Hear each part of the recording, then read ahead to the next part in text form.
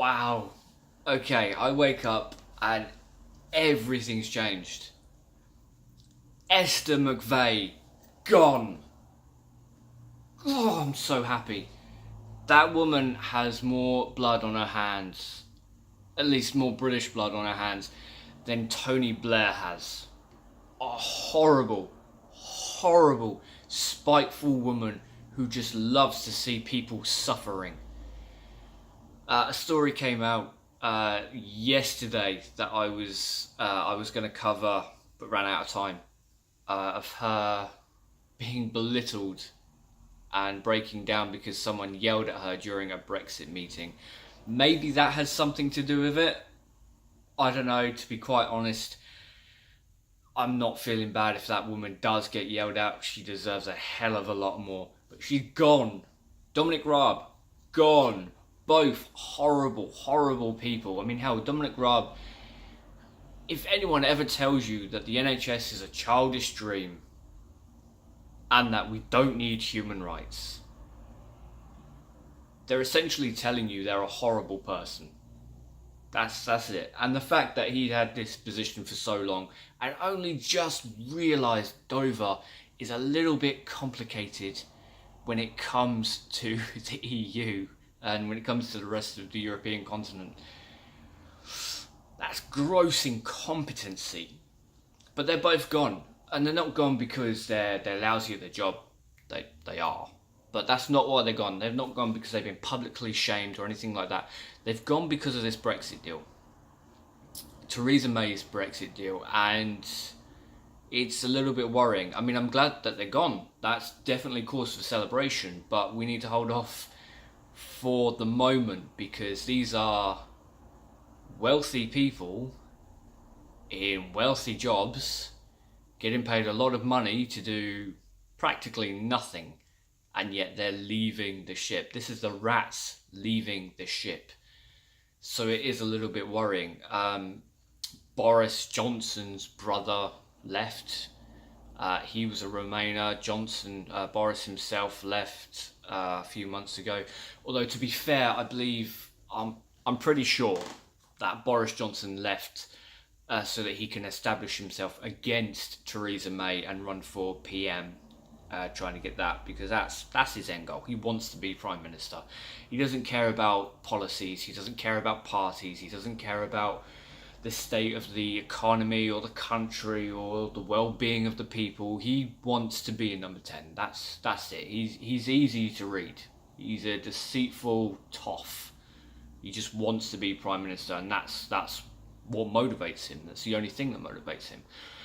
But for everyone else, David Davis, I believe, stepped down a few months ago as well. Stepped down with Boris, I believe. Remembering off the top of my head.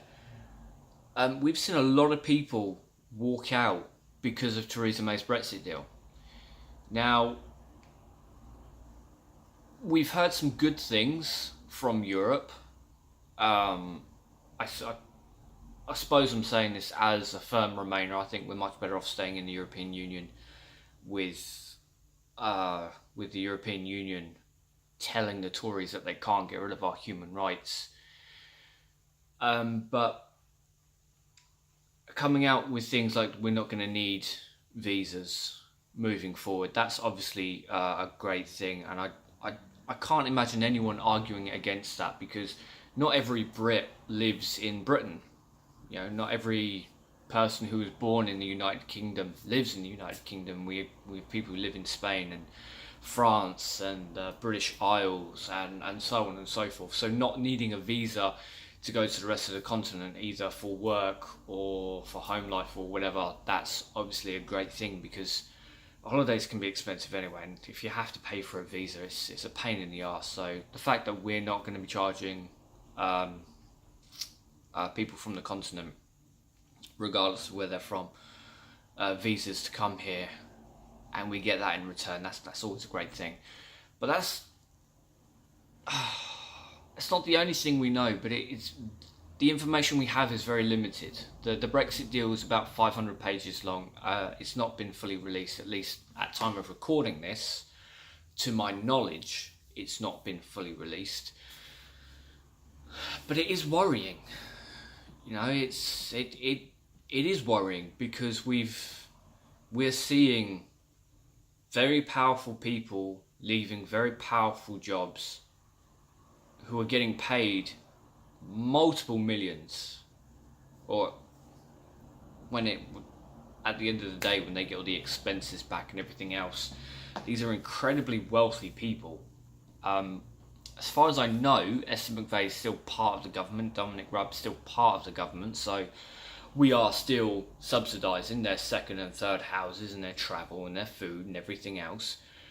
But it's a worrying sign when people like this step down from such important positions, and the fact that we're seeing so many people in such a short space of time stepping down from various positions, it's incredibly worrying.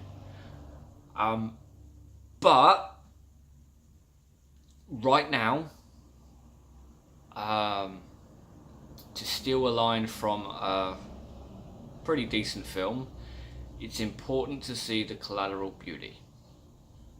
So celebrate the fact that Esther McVey, the woman who loves to punish and chastise the working class and the poorer classes, celebrate that she's gone. Everything else we'll deal with after the weekend. But for right now, this is a bit of good news that we should all be celebrating.